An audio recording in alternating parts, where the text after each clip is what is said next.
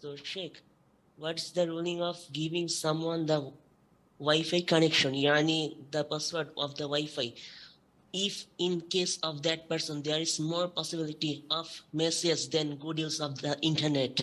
Barakallah fi hayatik. وَفِيكُمْ بَارَكَ اللَّهُ.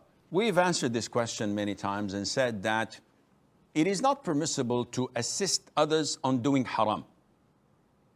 And this goes without saying. My friend needs my car. Why? He says, I'm going to pick up my girlfriend.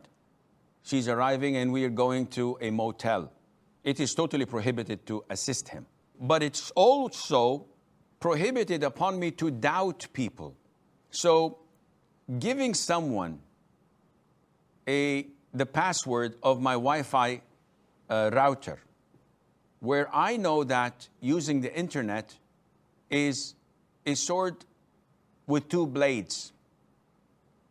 It's like giving someone a knife. The majority would use it to do good with it, cut the meat, cut the bread, cut the butter. But some would use it to cut people's throats. So can I assume that they're going to do it?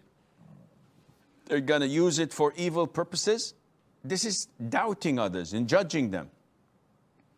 Generally speaking, I can give them the password, giving them the benefit of the doubt. But if I'm 100% certain that they're going to use this internet connection for haram, why do you want the Wi-Fi password? Oh, I'd like to get renew my membership in Netflix.